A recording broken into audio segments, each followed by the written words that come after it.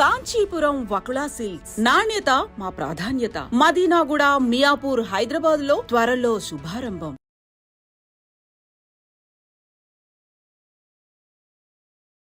నమస్తే, welcome to I dream inside politics with Kavitha. మొత్తానికి Congress party నుంచి తీన్మార్ మల్లన్నని సస్పెండ్ చేసేశారు. తీన్మార్ మల్లన్న కూడా సస్పెన్షన్ కాపీని ఫోటో ఫ్రేమ్ కట్టుకొని మరీ చూపిస్తున్నారు. నెక్స్ట్ స్టెప్ ఎలా ఉండబోతోంది? తీన్మార్ మల్లన్న వెనకాల ఎవరున్నారు? పార్టీ పెడుతున్నారా?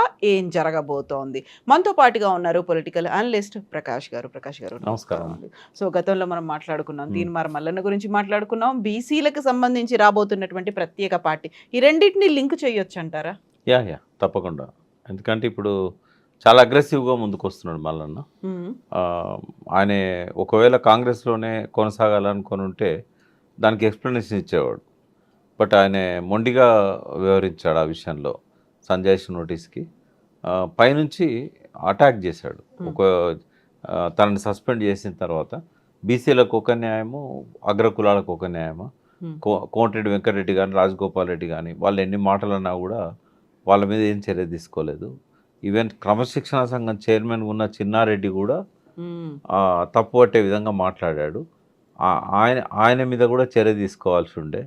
బట్ ఆయన మా మీద చర్య తీసుకుంటాడా? ఆయనకే ఆ డిసిప్లిన్ లేదు అనే పద్ధతిలో చాలా అగ్రెసివ్గా అటాక్ చేశాడు. రెండవది ఆ ఫ్రేమ్ కట్టించి పెట్టుకున్నాడు అని చెప్పారు కదా, అదేంటంటే దీనికి ఒకరోజు బాధపడే పరిస్థితి వస్తుంది. మీరు ఆ బాధపడే పరిస్థితి వచ్చిన రోజు ఇది గుర్తుంటుంది మీకు. కాంగ్రెస్ పార్టీ కూడా పశ్చాత్తాపం చెందుతుంది, బాధపడుతుంది. టీడీపీ ఎట్లయితే కేసీఆర్ను లైట్ తీసుకున్నారు కదా, తెలంగాణ ఎక్కడ వస్తుంది, ఈయన ఎక్కడ దాన్ని నడిపించగలుగుతాడు, ఈయనకు ఆ సమర్థత లేదు అని చెప్పి ఆ రోజుల్లో చంద్రబాబు నాయుడు లైట్ తీసుకున్నాడు టీఆర్ఎస్ పెట్టబోయే ముందు నేపథ్యం. కానీ జీవితాంతం సరిదిద్దుకోలేని విధంగా ఆ తప్పు ఎప్పటికీ ఆయన మైండ్లో వెంటాడుతూనే ఉంటుంది. అది అట్లా కాంగ్రెస్కి కూడా ఇది ఒక గుణపాఠం అవుతుంది నా బహిష్కరణ అని చెప్పి చూపెట్టడానికే నేను ఫ్రేమ్ కట్టి పెట్టించుకున్నాను అన్నాడు. విజయ సంకేతం ముందే చూపిస్తున్నారు ఆయన. అయితే ఆయనకేంటంటే ఓవర్ కాన్ఫిడెన్స్ అని నేను అనలేను. బట్ ఖచ్చితంగా ఏదో ఒక రోజు 50% జనాభాలో 50%కి మించి ఉన్న బీసీలు ఇప్పటి వరకు నిరాదరణకు గురవుతున్నారు, అన్యాయానికి గురవుతున్నారు, వివక్షకు గురవుతున్నారు. ఇప్పటివరకు ముఖ్యమంత్రి అయ్యే అవకాశం కూడా ఇవ్వలేదు పార్టీలు. ఎంత సమర్థులున్నా కూడా ముఖ్యమంత్రిని కానివ్వలేదు. హనుమంతరావుకు ఛాన్స్ దగ్గర దాకా వచ్చిపోయింది. శివశంకర్ గారు ఆయన అప్పుడు మొదటిసారి ఆయనకు ఆఫర్ చేసినప్పుడు ఆయన అంజయ్య గారు బీసీ అనుకొని అంజయ్య గారిని రికమెండ్ చేశాడు. తర్వాత తెలిసింది ఆయన భంగపడ్డాను, అంజయ్య బీసీ కాదు అని చెప్పి తర్వాత తెలిసింది ఆయనకి. బట్ ఎంతోమంది అరుగుల రాజారాం గారని నిజామాబాద్ కానీ, డి శ్రీనివాస్ గారు 2 సార్లు పార్టీని అధికారంలోకి తెచ్చాడు. డి శ్రీనివాస్ పిసిసి ప్రెసిడెంట్గా ఉండి. బట్ రాజశేఖర రెడ్డి గారు ఆయనకు అవకాశం ఇవ్వలేదు. అట్లాగే ఇంకా చాలామంది దగ్గర దాకా వచ్చిపోయారు. సో ఎందుకు మనం ముఖ్యమంత్రి కాకూడదు? ఈ అగ్రకులాలు వాళ్ళ ఆధీనంలో ఉన్న పార్టీల వెంట మనం ఎందుకు పోవాలి? మనమే ఒక స్వతంత్ర శక్తిగా ఎందుకు ఎదగలేము? మన వాళ్ళందరినీ మనం కలుపుకొని పోదామనే వైఖరి తీసుకొని ఏకపక్షంగా కూడా పోవట్లేదు ఆయన. అన్ని కులాలలో ఉన్న ఇంటలెక్చువల్స్ని, తర్వాత రాజకీయంగా ఆస్పిరేషన్స్ ఉన్న వాళ్ళను వీళ్ళందరినీ చేరదీస్తున్నాడు. వెంటనే పార్టీ పెట్టే తొందరపాటు పని కూడా చేయలేదు ఆయన. ఒక ఫ్రంట్ ఏర్పాటు చేద్దామన్న ఆలోచనలతో ఉన్నాడు. ఓ బీసీ ఫ్రంట్ ఒకటి జేఏసీ పేరుతోనో ఇంకో పేరుతోనో తీసుకొచ్చి అందరిని కలుపుకున్న తర్వాత ఇంటలెక్చువల్స్ యొక్క ఇన్పుట్స్ తీసుకొని, గతంలో ఉన్న అనుభవజ్ఞులతో కూడా సలహాలు తీసుకొని ఒక మంచి బలమైన శక్తిగా బీసీలను ఒకటి చేయాలనేది ఆలోచనతో ఉన్నాడు. సరే, గతంలో మల్లన్న ఏంది అనేది పక్కకు పెడితే ఇప్పుడు ఆయన పోతున్న దారి అయితే సరైన దారి అని నేను అనుకుంటున్నాను. ఎవరున్నారంటారు ఆ దారిలో? ఈయనైతే ముందు కనిపిస్తున్నారు, ఆయన వెనకాలండి ఆయన నడిపిస్తోంది ఎవరంటారు? ఆయన కులాన్ని బలగాన్ని నమ్ముకున్నాడమ్మా, పార్టీని కాదా? పార్టీ బీజేపీ వెనకాల ఉంది అనే మాట. బీజేపీని ఆయన నమ్ముకోలేదు. గతంలోనే ఒకసారి పోయి తప్పు చేసిన అని చెప్పి మళ్ళీ బయటకు వచ్చాడు. కాబట్టి ఏ పార్టీ కూడా అవసరం లేదు నాకు. ఆయన ద్వారా నాకు తెలిసింది ఏంటంటే టీడీపీ కూడా ప్రయత్నం చేస్తున్నారు తనను ఆ పార్టీ అధ్యక్షునిగా బాధ్యతలు తీసుకోమని చెప్పడానికి. తర్వాత బీసీ వాదంతో ముందుకు వచ్చిన అంటే కాపు పవన్ కళ్యాణ్ కాపు సెగ్మెంట్తోని అక్కడ ఎట్లయితే అధికారంలోకి టీడీపీని తన యూనిటీ ఫ్రంట్ తీసుకొచ్చాడు కదా, మా నరేంద్ర మోడీ గారిని కూడా ఒప్పించి ఐక్యతకు, దాని ద్వారా ఆ రాజ్యాధికారానికి అక్కడ రాగలిగారు. సో ఇక్కడ కూడా జనసేన నెక్స్ట్ ఫేజ్లో తన పార్టీని బలోపేతం చేసుకోవడానికి ఒక ప్రయత్నం మొదలుపెట్టింది. వాళ్ళు కూడా కొంత మల్లన్న దిక్కు చూస్తున్నారు. బట్ మల్లన్న వాళ్ళిద్దరి దిక్కు చూడట్లేదు. మల్లన్న బీసీల దిక్కు చూస్తున్నాడు. ఆయన దినచర్య కూడా పొద్దున్న లేస్తే రాత్రి దాకా పెద్ద నాయకులను కలవడానికి పోవట్లేదు. ఆయన కలవడానికి కూడా ఎవరిని పర్మిట్ చేయట్లేదు. ఆయన ఎంతసేపు బీసీలను నమ్ముకున్నాడు కాబట్టి బీసీ సెక్షన్నే తనతో లేపాలి, తీసుకెళ్ళాలి అనే వైపుగా ఆయన ఆలోచిస్తున్నాడు. ఇప్పుడు బీసీ కుల సంఘాలన్నీ ఆయన వైపు ఉన్నాయా? నాయకుల్లో కూడా Teenmaar Mallanna is the best candidate అనే ఒక ఫీల్ కనిపిస్తోందా? అంటే బీసీలలో 2 రకాల నాయకత్వం ఉంది. ఒకటి ట్రెడిషనల్ లీడర్షిప్ ఉంది. యూత్ ఎవరిది కూడా దాన్ని ఇష్టపడట్లేదు.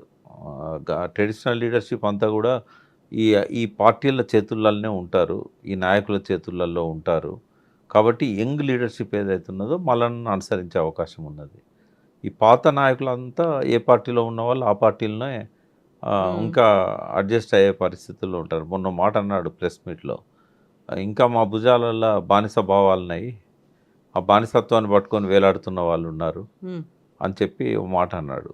అంటే ఇంకా వాళ్ళు బయటకు వస్తారని అయితే నేను అనుకోవట్లేదు. అది ఆపోజిషన్ పార్టీలో ఉన్న వాళ్ళైనా, అధికార పార్టీలో ఉన్న వాళ్ళైనా, కేంద్రంలో అధికారంలో ఉన్న పార్టీలో ఉన్న వాళ్ళైనా, ఆ బీసీ నాయకత్వం ఏదైతే ఉన్నదో అది బయటకు వస్తుందని నేను అనుకోవట్లేదు. ట్రెడిషనల్ లీడర్షిప్ అది. ఇప్పుడున్న గ్రామాలలో ఉన్న కుల సంఘ పెద్దలు వీళ్ళంతా కూడా ఏదో ఒక దొర చెప్పు చేతల్లోనో, లేకుంటే ఏదో ఒక అగ్రకుల నాయకుడు చెప్పు చేతల్లోనో ఇంతకాలం రాజకీయాలు చేస్తూ వచ్చారు. ఇక వాళ్ళని నమ్ముకొని ఉపయోగం లేదు మల్లన్నకి. మల్లన్న యంగ్ లీడర్షిప్ మీదనే ఆయన ధ్యాస పెట్టాలి. విద్యార్థుల నుంచి ఒక పెద్ద సెక్షన్ ఉంటుంది, యూత్ నుంచి ఒక పెద్ద సెక్షన్ ఉంటుంది. ఇప్పుడు ఎట్లాగో 51 స్థానాలు మహిళలకు రిజర్వ్ కాబోతున్నాయి తెలంగాణలో. ఈ డీలిమిటేషన్ తర్వాత 34 స్థానాలు పెరిగినట్టయితే 153 అవుతాయి. అందులో ఒక 51 స్థానాలు మహిళలకు రిజర్వ్ చేస్తారు. కాబట్టి మహిళల్లో కూడా ఆ చైతన్యం వచ్చింది. ఇంట్రెస్ట్ ఉన్న వాళ్ళు నెక్స్ట్ ఎమ్మెల్యేగా పోటీ చేయాలనుకున్న వాళ్ళు. తర్వాత బీసీలలో చాలామందికి డబ్బున్న వాళ్ళు కానీ, లేదా జనంలో బలం ఉన్న వాళ్ళు కానీ, సంఘ సేవా కార్యక్రమాల్లో ముందున్న వాళ్ళు కానీ, ఈ అధికార పార్టీలలో వాళ్ళకి అవకాశాలు రాక చాలా కాలంగా వెయిట్ చేస్తున్న వాళ్ళు ఉన్నారు. ఇది కాన్స్టిట్యుయెన్సీ వైజ్గా కనుక ఆయన వర్కౌట్ చేసుకోగలిగితే చాలా పెద్ద టీం దొరుకుతుంది ఆయనకు. ఎమ్మెల్యేగా నిలబడాలని వాళ్ళు ఖర్చు పెట్టుకోగలిగే వాళ్ళు కూడా చాలామంది ఉన్నారు. ఇప్పుడు ధనవంతులు లేరని నేను అనను. బీసీలల్లో ప్రతి కమ్యూనిటీలో 100కు పైనే ధనవంతులు దొరుకుతారు మనకి. వాళ్ళలో కొందరు బ్లెస్సింగ్స్ ఉన్నా కూడా దానికి ఫండింగ్కి ప్రాబ్లం ఉండదు. కానీ ఒక కొత్త చైతన్యంతో మీరు డబ్బులు వాళ్ళ దగ్గర తీసుకోండి, ఓట్లు మాకేయండి అనే పద్ధతిలో ఒక వాతావరణం రాబోతున్నది. వాళ్ళు సంపాదించుకున్నారు అధికారంలో ఉండి, మేమేం సంపాదించుకోవడానికి రావట్లేదు, మన కమ్యూనిటీని డెవలప్ చేసుకోవడానికి వస్తున్నాం, మా విజన్ ఇది అని చెప్పి ఇప్పటి వరకు ఏ ప్రభుత్వాలు కూడా బీసీల గురించి ఆలోచించని అనేక పథకాల గురించి విజన్ను కనుక ఆవిష్కరించినట్టయితే ప్రతి బీసీ హృదయంలో నిలబడిపోయే విధంగా ఆ పార్టీని డెవలప్ చేయొచ్చు. ఒక రోడ్ మ్యాప్ ఇది. ఎస్, ఎందుకంటే స్వాతంత్రం వచ్చిన కాడ నుంచి కూడా వాస్తవంగా బీసీలకు ఏం కావాలనో ఏ పార్టీ పట్టించుకోలేదమ్మా. ఇంకా ఎంతో కొంత, అంటే కేసీఆర్ నా దగ్గరని కాదు, కొంత బీసీల గురించి వాళ్ళ జీవన ప్రమాణాలు పెంచాలనే ఆలోచన చేసింది కేసీఆరే. అది మత్స్యకారులకు కానీ, యాదవులకు, కుర్మలకు కానీ, తర్వాత వ్యవసాయానికి సాగునీరు ఇచ్చే విషయంలో కానీ ఎంతో కొంత ఇప్పుడు గౌడ్స్ ఉన్నారు, వాళ్ళకు ఈ బ్రాండ్ షాపులలో, వైన్ షాపులలో రిజర్వేషన్స్ ఎవరిచ్చారు? అట్లే వాళ్ళకి అనేక రకాల స్కీమ్స్ వచ్చాయి. అయితే వాస్తవంగా ఇవాళ ఒకసారి మాట్లాడుకుందాం బీసీలకు ఏం కావాలనేది. మొదటి నుంచి కూడా వీళ్ళు, అంటే బీసీ అంటే కూడా ఇప్పుడు ఎట్లా ఉంటుందంటే, తెలంగాణను మేము ఒకటి అనేది, తెలంగాణ సంపన్న ప్రాంతం, సకల వనరులు ఉన్న ప్రాంతం. ఇది వెనకబడ్డ ప్రాంతం కాదు, వెనక్కి నెట్టేయబడ్డ ప్రాంతము అని. ఎవరు నెట్టేశారని? సమైక్య రాష్ట్రంలో కోస్తాంధ్రులు, సీమాంధ్రులు. అంటే అప్పటి నుంచే దుర్దశ మొదలైంది అని కదా. కొంత నిజాం పీరియడ్లో కూడా వెనక్కి నెట్టేయబడ్డారు కొంతవరకు. బట్ బీసీలు ఎన్నడూ వెనుకబడ్డ వాళ్ళు కాదు. ఎందుకంటే ఉత్పత్తి చేసేవాళ్ళు, కళా నైపుణ్యాలు ఉన్నవాళ్ళు, వాళ్ళు ఎందుకు వెనుకబడి ఉంటారమ్మా? ఏ విషయంలో వెనుకబడి ఉంటారు? ఉత్పత్తిని నమ్ముకున్న వాళ్ళు, ఉత్పత్తి చేసిన ప్రోడక్ట్స్ని అమ్ముకున్న వాళ్ళు, వాళ్ళ చేతిలో వృత్తి ఉన్నంత వరకు, వాళ్ళ లోపల శ్రమించాలనే తత్వం ఉన్నంత వరకు, వారి ఉత్పత్తుల్లో నైపుణ్యం ఉన్నంత వరకు వాళ్ళు ఎందుకు బీదవాళ్ళు ఉంటారు? ఒక రైతు ఒక వడ్రంగిని పిలిచి నాకు నాగలు కావాలని కర్ర ఇస్తాడు. చేసినందుకు అతను శ్రమిస్తాడు, నైపుణ్యాన్ని ఉపయోగిస్తాడు, ఉత్పత్తి చేస్తాడు. ఫ్రీగా చేయించుకుంటాడా? డబ్బులు ఇస్తాడు కదా. మరి ఎందుకు వెనుకబడి ఉన్నారు వాళ్ళు? ఆధునికతలో వృత్తి నైపుణ్యానికి స్థానం లేకుండా పోయింది. పారిశ్రామికీకరణ జరిగిన తర్వాత మెకనైజేషన్లో వృత్తులు మాయమైపోయినాయి, సాంప్రదాయ వృత్తులు అని పోయినాయి. ఆధునికత ఎప్పుడైతే వచ్చిందో, ఉదాహరణకు ఒకటే ఎగ్జాంపుల్ చెప్తాను నేను, మిగతా బీసీ కులాలన్నింటిని అర్థం చేసుకోవడానికి. ఒకప్పుడు మన ఇంట్లో కుమ్మరి లేకుండా ఇల్లు గడిచేది కాదు. కుమ్మరి ఇంటి మీద గూన కప్పేది, అవసరమైతే ఆ ఇంటికి కావాల్సిన మట్టిని సరఫరా చేసేవాడు. ఎవరైనా ఇంటి ముందరికి వస్తే కాళ్ళు కడుక్కోవడానికి కడవ చేసేవాడు. చేతిలో ఒక మట్టి పాత్ర, చెంబు. ఈ ఇత్తడి సామాన్లు, అల్యూమినియం, ప్లాస్టిక్ రాకముందు సంగతి నేను చెప్తున్నాను. పారిశ్రామికీకరణ జరగక ముందు విషయాలు చెప్తున్నాను, మొన్నటి వరకు ఉన్న విషయాలు చెప్తున్నాను. వడ్లు దాచుకోవడానికి పెద్ద పెద్ద గాదెలు చేసేవాడు, గరిసెలు చేసేవాడు. ప్రతి అవసరానికి, ఇంట్లో వంట చేసుకోవడానికి కూడా కుండ, నీళ్లు దాచుకోవడానికి కడవలు, నీళ్లు మోసుకోవడానికి, నీళ్లు ఉంచుకోవడానికి ఎంత మంచిగా ఉండేది. అందులో పోస్తే ఎండాకాలం కూడా చల్లగా ఉంటాయి. ఇప్పటికి కూడా మనం నిర్మల్ రంజన్లు ఇవన్నీ వాడుతూ ఉంటాం. అయితే ప్రతి ఒక్క అవసరానికి పనికొచ్చిన కుమ్మరి ఇవాళ ఏమైపోయాడు? ఆధునీకరణలో ఆయన వృత్తి ఏమైపోయిందంటే, ఎక్కడైనా కళ్ళు వాడితే లొట్టి, ఇంకా వాటికి కూడా ప్లాస్టిక్ వస్తాయేమో, ఇప్పటివరకు అయితే రాలేదు. కళ్ళు వాటిని లొట్టి అంటాం. తాడి చెట్టుకు పైన కడతారు. రెండవది, ఎవరైనా చస్తే ఆ నిప్పు పట్టుకపోవడానికి చావు కుండలు, తర్వాత పెళ్ళికి ఐరన్ కుండలు.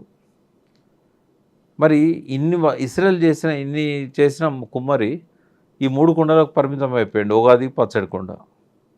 ఇంకా ఎట్లా బతుకుతాడు ఆయన? ఆయన ఏమైపోయాడు? ఆ వృత్తిని వదిలిపెట్టేసి అడ్డం మీద కూలిగా మారిపోయాడు.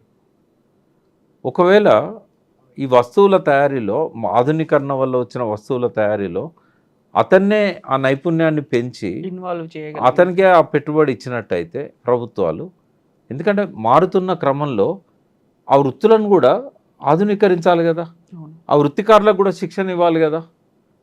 చాలాసార్లు కేసీఆర్ గారిని విమర్శించారు. ఈ గొల్ల కుర్మలలో మా తల్లిదండ్రులు గొర్రెలు కాస్తున్నారు, మేము కూడా గొర్రెలు కాయన్నా, మీ గొర్రెల స్కీమ్ పెడుతున్నావు కదా, మేము కూడా గొర్రెలు కాయన్నా, మాకు ఉద్యోగాలు ఇవ్వండి, గొర్రెలు కాదు అని చెప్పి అన్నారు.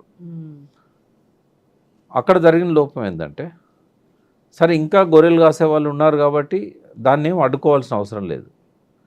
బట్ ఆ గొర్రెలు మేపిన వారి కుమారులు, కుమార్తెలు వాళ్ళంతా కూడా డిగ్రీలు చేసిన వాళ్ళు ఉన్నారు కదా, వీళ్ళని మలబై గొర్రెలు కాయమంటే కాయరు కదా. కానీ గొర్రెల సంఖ్య పెంచుకోవడానికి వీళ్ళ పేరు మీద దరఖాస్తులు పెట్టారు వాళ్ళు. 25% కడితే 75% గవర్నమెంట్ ఇస్తుంది కాబట్టి.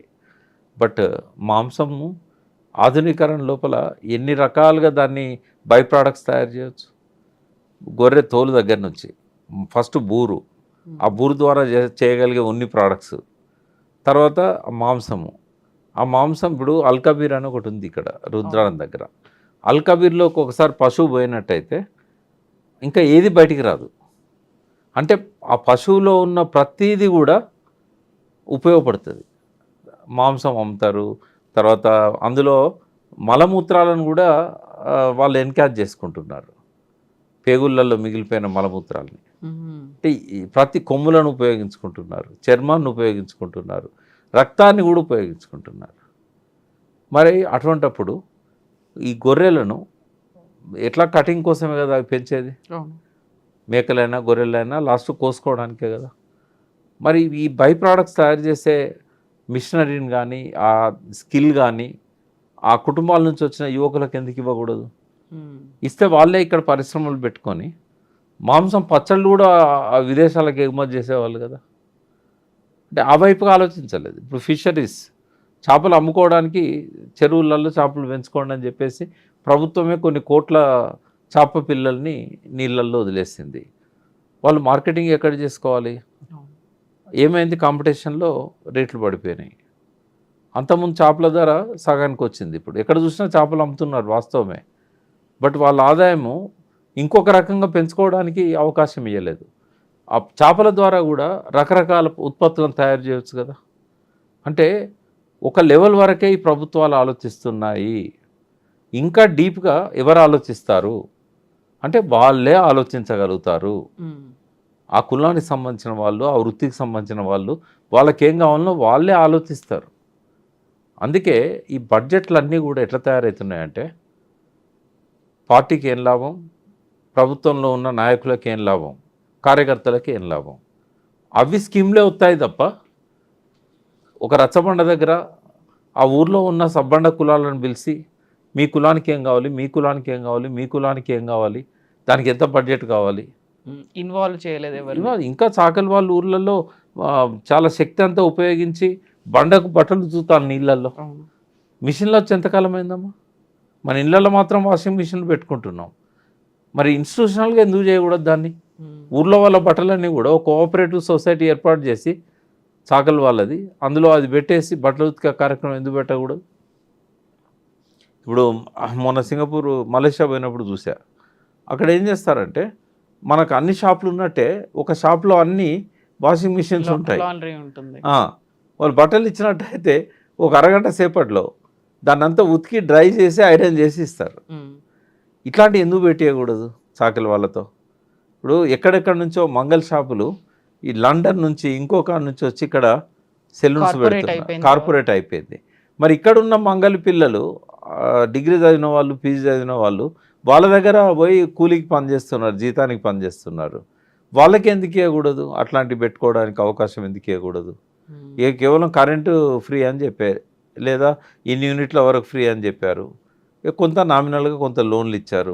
ఇది కాదు కదా. బీసీలకు ఏం కావాలనేది స్వాతంత్రం వచ్చిన తర్వాత ఎవరు ఆలోచించారు? వాళ్ళ స్కిల్ డెవలప్ చేయడానికి కానీ ఇట్లాంటి వాటికి.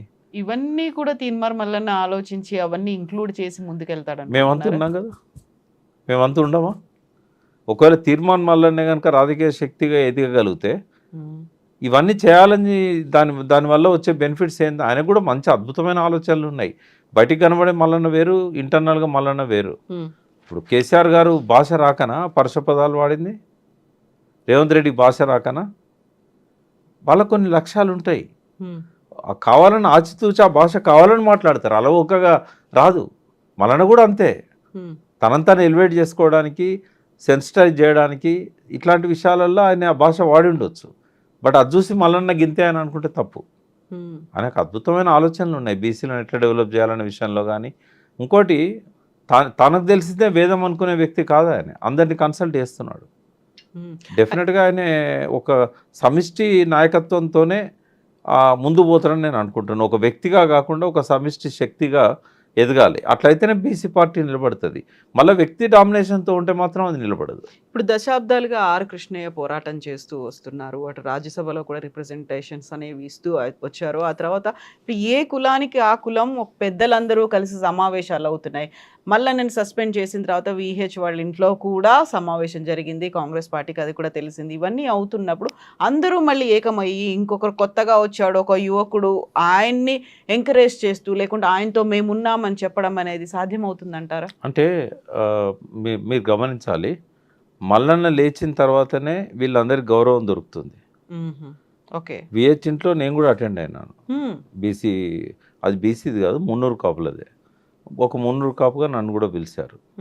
అక్కడేమో యాంటీ కాంగ్రెస్ స్టాండ్ కానీ యాంటీ కాంగ్రెస్ మాటలు కానీ ఏం లేవు. అక్కడ జరిగిందంత ఏంటంటే రేవంత్ రెడ్డి చెప్పాడు అన్ని కులాల వాళ్ళకు, మీరు మీ కులాలలో మీటింగ్స్ పెట్టుకోండి, మీకు ఏం కావాలో నన్ను అడగండి, నేను చేయకపోతే నన్ను తప్పట్టండి, మీ డిమాండ్స్ ఏందో చెప్పండి అంటే వాళ్ళు మీటింగ్స్ పెట్టుకున్నారు. VH కూడా అదే ఉద్దేశంతో మీటింగ్ పెట్టాడు. పెట్టిన తర్వాత మున్నూరు కాపులకు ఏం కావాలనేది చర్చ జరిగింది ఆడ. దానికి సంబంధించే కొన్ని డిమాండ్స్ రాశారు. అవి రేవంత్ రెడ్డి గారికి ఒక రిప్రజెంటేషన్ రూపంలో ఇవ్వాలనుకున్నారు. కానీ అక్కడ ఇంకొక అదనంగా మాట్లాడుకున్నది ఏంటంటే మన శక్తి ఎంతో చూపెట్టాలి, కులగణలో మనం తక్కువ చూపెట్టారు అంటే అది రెండు రకాలుగా ఆలోచించవచ్చు. కులగణనలో చాలామంది నమోదు చేసుకోకపోవడానికి ఇంకో కారణం కూడా ఉంది. ఏంటంటే వీళ్ళు రకరకాల ప్రశ్నలు అందులో అంటే ఇంక్లూడ్ చేసి ప్రొఫెసర్లను కూడా తప్పట్లేరు. మా తయారు చేసిన వాళ్ళకి ఏంటంటే బీసీలలో ఏ రకంగా ఉంది వాళ్ళ ఆర్థిక పరిస్థితి, వాళ్ళ సామాజిక పరిస్థితి, ఇవన్నీ కూడా తెలుసుకోవడానికని ఇంట్లో ఫ్రిడ్జ్ ఉందా లేదా అని కూడా అడిగారు. అందులో ఏసీ ఉందా, ఫ్రిడ్జ్ ఉందా, ఇట్లాంటివి కూడా అడిగారు. అయితే వీళ్ళు ఏమనుకున్నారు, వాళ్ళకున్న బర్రెల వివరాలు, ఆవుల వివరాలు ఇవన్నీ రాస్తే రేషన్ కార్డులు క్యాన్సిల్ అవుతాయేమో, మనకు వచ్చే పథకాలు ఆగిపోతాయేమో. ఎందుకంటే రేవంత్ రెడ్డి రకరకాల పారామీటర్స్ పెడుతున్నాడు స్కీమ్లు ఇవ్వడానికి.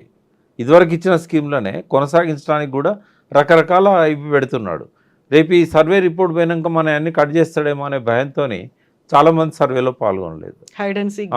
అట్లాంటి జరిగింది. అది ఉద్దేశపూర్వకంగా జరిగిందని నేను అనేదానికంటే ఇట్లాంటి వాటి వల్ల జరిగి ఉండదు. బట్ ఏది ఏమైనా కూడా సర్వే సరిగా లేదు అనేది మాత్రం వాస్తవం. ఒకటే ఉదాహరణ ఏంటంటే రెడ్ల సంఖ్య కంటే 300 కాపుల తక్కువ చూపెట్టారు. మీరు ఏ ఊరికి పోయినా కూడా ఊర్లో ఒక రెడ్డి ఉంటే 20 కాపుల కుటుంబాలు ఉంటాయి. తర్వాత చాలా 4-5 జిల్లాలలో 300 కాపులు పక్కన రెడ్డి అని పెట్టుకుంటారు. వాళ్ళందరినీ రెడ్ల ఖాతాలో వేసేసారు. ఇట్లాంటివన్నీ జరిగినాయి. కాబట్టి మేము చెప్పింది ఏంది, బిహెచ్కి గ్రామాన వాళ్ళు సర్వే చేసినాయి అంటించినట్టయితే ఎవరు అసలు రెడ్డి, ఎవరు 300 కాపు రెడ్డి అనేది తేలుతుంది. అట్లా ఎవరెవరైతే ఎన్రోల్ చేసుకోలేదో ఆడ ఎన్రోల్ చేసుకోవడానికి అవకాశం ఉంటుంది. కాబట్టి అవన్నీ డిస్ప్లే చేయమని చెప్పాం. అట్లా క్యాబినెట్లో కూడా ఇప్పటి వరకు 300 కాపు మంత్రి లేని క్యాబినెట్ లేదు. కేసీఆర్ 2 క్యాబినెట్లలో కూడా 300 కాపు ప్రతినిధి ఉన్నాడు. ఓసారి జోగురామన్న, ఓసారి గంగుల కమలాకర్. ఈసారి లేదు. అంటే బూరుగుల రామకృష్ణారావు గవర్నమెంట్ నుంచి ఈరోజు వరకు లేకుండా ఎన్నో లేదు. కాబట్టి మనకు అన్యాయం జరిగింది, మీరు అది ఆయన దృష్టికి తెచ్చి ఆ పార్టీలో ఉన్న చేయాలి. ఇప్పుడు దానం నాగేందర్ ఆ పార్టీలో పోయాడు 300 కాపు. గంగుల కమలాకర్ టీఆర్ఎస్లో ఉన్నాడు కాబట్టి ఆయనకి ఇవ్వరు. ఆది శ్రీనివాస్ ఉన్నాడు, విప్ ఇచ్చారు ఆయనకి. మరి ఆయనకి ఎలిజిబిలిటీ ఉంది కదా. రేపు ఎల్లుండో సస్పెండ్ అయ్యే, అంటే ఎలక్షన్ కమిషన్ నుంచి తాకీదు అందుకోబోతున్న దానంకి ఇయ్యరు. ముగ్గురే ఉన్నారు 300 కాపు ఎమ్మెల్యేలు. మరి ఆయనకి ఇవ్వచ్చు కదా అని చెప్పి ఇట్లాంటి విషయాల మీదనే మాట్లాడడం తప్ప తీర్మానం మరణ గురించి చర్చ రాలేదు, ఎవరి గురించి చర్చ రాలేదు. అది అయితే బీసీలలో ఒక ట్రెండ్ ఏముంటుందమ్మా, మేము పార్టీ పెట్టినప్పుడు కూడా టీఆర్ఎస్ కేసీఆర్ గారి దగ్గరికి వచ్చి కొంతమంది బీసీ టీడీపీలో ఉన్న బీసీ నాయకులు ఏం చెప్పేటోళ్ళు అంటే, నువ్వు ఇట్లే ఫైట్ చేయన్నా, నువ్వు చేస్తే మాకు గౌరవం పెరుగుతుంది ఆడ. అంటే మన తెలంగాణ నాయకులు బీసీ కానీ లేకుంటే ఓసీ కానీ తెలంగాణ నాయకులకు తెలంగాణ ఉద్యమం వస్తుందంటే చంద్రబాబు విలువ ఇచ్చేవాడు. అక్కడ వీడు పోకుండా కాపాడుకోవాలి ఆ పార్టీకి. అట్లనే ఇప్పుడు మల్లన్న నెంబడి పోకుండా కాపాడుకోవాలి, మల్లన్న భావజాలంలో బీసీలు పడకుండా చేయాలంటే ఏం చేయాలి? ఇప్పుడు బీసీ ముఖ్యమంత్రి ఇస్తానని బీజేపీ చెప్పాలి. మళ్ళీ ఇప్పుడు బీసీలలో 6 స్థానాల్లో కనీసం 2-3 బీసీలకు ఇవ్వాలని రేవంత్ రెడ్డి ఆలోచించాలి. అంటే ఆ నాయకులకు కూడా ఏముంటుంది అంటే మల్లన్న లేస్తేనే మనకు గౌరవం దొరుకుతుందిరా బాబు అని అనుకోవాలి వాళ్ళు. కాబట్టి పరోక్షంగా ఎంకరేజ్ చేస్తారు, పరోక్షంగా తప్పకుండా ఎంకరేజ్ చేస్తారు. ప్రత్యక్షంగా ఇలా అవకాశం లేని వాళ్ళు, ఈ పార్టీల మీద వ్యతిరేకత ఉన్న వాళ్ళు, బీసీలకు సరైన న్యాయం దొరకాలి అనుకున్న వాళ్ళు నమ్ముకుంటారు మల్లన్నను. మళ్ళీ ఆయన ఏం చేస్తాడనేది తర్వాత సంగతి. బట్ ఆయన సరైన పద్ధతిలో దీన్ని సమిష్టి నాయకత్వంతో ముందుండి తీసుకుపోగలితే డెఫినెట్గా ఇది క్లిక్ అవుతుంది. అయితే తీన్మార్ మల్లన్న గతంలో ఒక మాట అన్నారు, రెడ్డి కులానికి సంబంధించినటువంటి లాస్ట్ సీఎం రేవంత్ రెడ్డి అవబోతున్నాడు అని ఆయన చెప్పిన తర్వాత ఇప్పుడు టీపీసీసీ చీఫ్ మహేష్ కుమార్ గౌడ్ ఒక మాట అన్నారు, నెక్స్ట్ కాబోయేది బరాబర్ బీసీఏ సీఎం అవుతాడు, కాంగ్రెస్ పార్టీ చేస్తుంది అనేది. అది ఒక రకంగా మీరు ఇప్పుడు చెప్పినటువంటి లాజిక్ని బట్టి చూస్తే అది మల్లన్న విజయంగా అనుకోవచ్చు అంటారా? 100%. అయితే మల్లన్న విజయమే కానీ వాళ్ళ కుట్ర కూడా. ఇప్పుడు ఏమైంది, తెలంగాణ వాదంతో కేసీఆర్ కరీంనగర్ బై ఎలక్షన్లో ఎంపీగా పోటీ చేసినప్పుడు 2,03,000 మెజార్టీతో జీవన్ రెడ్డి మీద గెలిచాడు. అంటే పార్టీకి ఏం పోయింది సంకేతం అంటే, టీడీపీకి కానీ కాంగ్రెస్కి కానీ తెలంగాణ అనుకుంటే జనక్షేత్రంలో మనం నిలబడలేము అనేది ఎస్టాబ్లిష్ అయిపోయింది. వెంటనే మళ్ళీ ఉప ఎన్నికలకు కేసీఆర్ తెరదీశారు. 2008లో 15 మంది ఎమ్మెల్యేలు రిజైన్ చేశారు, 4 ఎంపీలు రిజైన్ చేశారు. అప్పుడు కేసీఆర్ సక్సెస్ కాలేదు. ఎందుకు కాలేదనంటే, ఈ కరీంనగర్ గుణపాఠాన్ని తీసుకున్న ఈ 2 పార్టీలు కూడా మేము తెలంగాణకు అనుకూలమే అని చెప్పేసి ఇద్దరు కూడా స్లోగన్స్ ఇచ్చారు. కాంగ్రెస్ జెండాలో తెలంగాణ పెట్టుకున్నారు, చేయి గుర్తు. ఆ ప్లేస్లో జెండా మేము కాంగ్రెస్ తెలంగాణ అన్నది. టీడీపీ కూడా మేము తెలంగాణకు వ్యతిరేకం కాదు, మేము తెలంగాణకు అనుకూలమే అని చెప్పి వాళ్ళు గోడ్ల మీద రాతలు రాశారు. దానికి సపోర్ట్గా ఆయన ఒక కమిటీ కూడా వేశాడు తెలంగాణ విషయాన్ని తేల్చుదామని. దీంతో ఏమైంది, ప్రజలల్లో ఏ పార్టీకి ఉన్న తెలంగాణ వాళ్ళు ఆ పార్టీకే ఓట్లు వేసుకున్నారు. దెబ్బ ఎవరు తగిలింది, కేసీఆర్ తగిలింది. అంటే కేసీఆర్ని కొట్టాలనంటే ఈ తెలంగాణ వాదాన్ని మనం కూడా ఎత్తుకోవాలనేది ఆ రెండు పార్టీలు ఎట్లా ఆలోచించినాయో, మల్లన్నను కొట్టాలంటే బీసీకి ముఖ్యమంత్రి ఇస్తామని ఈ రెండు పార్టీలు చెప్పాల్సిన పరిస్థితి వచ్చింది. అది బీసీల ఓట్లు తీల్చడానికి జరిగే కుట్ర. కాకపోతే ఇప్పుడు ఆ రెండు పార్టీలకు ఒక అనివార్యమైనటువంటి పరిస్థితి. What about BRS? అక్కడ అట్లాంటి పరిస్థితి అసలు ఉత్పన్నం కాదు కదా. బీఆర్ఎస్కి ఉండే పాజిటివ్ ఆస్పెక్ట్ ఏంటంటే వాళ్ళు చేసిన మంచి పనులు. ఇప్పుడు నిన్న ఒక లంబడామే ఒక టీవీలో చూశాను నేను మాట్లాడుతుంటే, దయ్యాన్ని నెత్తికెత్తించుకొని దేవుణ్ణి పక్కకు పెట్టినాం, మాకు ఇట్లా జరగాల్సిందే అని ఆమె తిట్టుకుంటా ఉన్నది. అంటే అది కేసీఆర్ కలిసి వచ్చే అంశం. రెండవది, బీసీ నాయకత్వం ఇప్పుడు గ్రామ గ్రామాన పూలన్నీ ఉన్నాయి, ఓ సూది దారం పట్టుకుపోయి కూర్చుకోవాలి. కానీ కేసీఆర్కు ఎస్టాబ్లిష్డ్ లీడర్షిప్ ఉంది. హైదరాబాద్ నుంచి గ్రామీణ స్థాయి వరకు ఎస్టాబ్లిష్డ్ లీడర్షిప్ ఉంది. ఇప్పుడు ఎమ్మెల్యేలు ఉన్నారు, పోయిన ఎమ్మెల్యేలు కూడా ఇప్పుడు 7 మళ్ళీ వాపసు వస్తున్నారు. ఎంతమందిని ఆయన తీసుకుంటారో తెలియదు. బట్ ఇదంతా కేసీఆర్ బలం కదా, చేసిన మంచి పనులు కావచ్చు, తెలంగాణ తెచ్చిండనే ఒక క్రెడిబిలిటీ కావచ్చు, లాస్ట్ టైం మనమే ఓడించాం తప్పు చేశామనే ఒక పశ్చాత్తాపం కావచ్చు, ఈ సింపతి కావచ్చు, ఇదంతా కూడా ఆయన కలిసి వచ్చిన అంశం. ఆయన కూడా నేనేం వెనుకబడి లేను అని చెప్పుకోవడానికి బీసీ నాయకత్వాన్ని ఎంకరేజ్ చేస్తున్నాడు. రేపు మొన్న తమిళనాడు కూడా పంపించాడు. తర్వాత వాయిస్ విప్పింది వాళ్ళే 42% మీద. దానికోసం కూడా కేటీఆర్ గారు బాగా మాట్లాడారు. కాబట్టి వాళ్ళు కూడా మేమే వెనుకపోవన్న పద్ధతిలోనే టీఆర్ఎస్ మేనిఫెస్టోలోనే ఉంది 51% బీసీ ఎస్సీ ఎస్టీ మైనార్టీస్కి మేము పదవులు ఇస్తాము అని. కాబట్టి ఒక పోటీ అనేది ఉంటుంది, ఒక హెల్దీ కాంపిటీషన్ అనేది ఉంటుంది. బట్ రేపు వచ్చే బీసీ పార్టీ ఐక్యంగా ఉండగలుగుతుందా, అందరిని ఐక్యం చేయగలుగుతుందా, ఇందాక నేను చెప్పినట్టుగా ఒక మంచి విజన్ను బీసీల కోసం ఆవిష్కరించగలుగుతుందా, వాళ్ళకు ఒక నమ్మకం కలిగేలాగా. అంటే ఒక విజేత ఎప్పుడు కూడా భిన్నమైన పనులు చేయడు, కానీ భిన్నంగా చేస్తాడు. శివకేర గారు చెప్పినట్టు, అంటే భిన్నంగా ఎట్లా చేయగలుగుతాడు మల్లన్న, ఒకవేళ మల్లన్నే ముఖ్యమంత్రి అయితే ఎట్లా చేయగలుగుతాడు అనేది చూస్తారు కదా. కాబట్టి ఇవన్నీ విషయాలలో కూడా ఆ రకంగా ఆయన ఎదగగలిగితేనే వీళ్ళకు సమంగా పోటీ ఇవ్వగలుగుతాడు, లేదా పోటీలో ఉండగలుగుతాడు. ఒకవేళ రాజకీయ ఎత్తుగడతోని ప్రీ పోల్ అలయన్స్ పెట్టుకుంటగలిగితే ఆ బీసీలది ఒక 10% 15% ఆడైనా కూడా బీజేపీ లాంటి పార్టీలో లేకపోతే టీఆర్ఎస్ లాంటి పార్టీలో ఆయనతో చేయగలిపినట్టయితే డెఫినెట్గా అధికారంలోకి రాగలుగుతారు. ఒకవేళ పతనం అవుతున్న కాంగ్రెసే కలుస్తుందా, ఓపెన్ ఉంటుంది కదా, ఎవరితో కలిస్తే అధికారంలోకి రాగలుగుతాం అనేది మల్లన్న ఆలోచిస్తాడు. మల్లన్న పేరు ఎందుకు తీసుకుంటున్నా అంటే ఇప్పటివరకు నాకు తెలిసినంతవరకు స్వాతంత్రం వచ్చిన తర్వాత బీసీలకు ముఖ్యమంత్రి అయ్యే అవకాశాలు వచ్చినాయి కానీ కాలేకపోయినలు, కానీ నేను ముఖ్యమంత్రి అవుతాను అని చెప్పిన మనిషి లేడు ఇప్పటిదాకా. లేడు కనీసం ఓపెన్గా స్టేట్మెంట్ ఇచ్చిన నాయకుడు లేడు. నేను డి శ్రీనివాస్ 2 సార్లు పిసిసి ప్రెసిడెంట్గా ఉండే అధికారంలో కాంగ్రెస్ని తీసుకొచ్చినప్పుడు నాకు ముఖ్యమంత్రి పదవి ఇవ్వాలని ఒక ప్రెస్ మీట్లో చెప్పాడా? కేశవరావు గారు చెప్పారా? హనుమంతరావు అక్కడ పోయి పైరవీలు చేసుకున్నాడు కానీ ఆయన చెప్పలేగా. అరుగుల రాజారాం గారు చెప్పలే కదా. నేను అప్రిషియేట్ చేసేది మల్లన్న అక్కడ.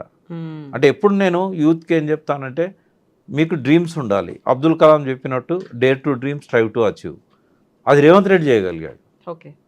5 ఏళ్ల కింద నేను ముఖ్యమంత్రిని అవుతానని చెప్పి కొట్టగలిగాడు.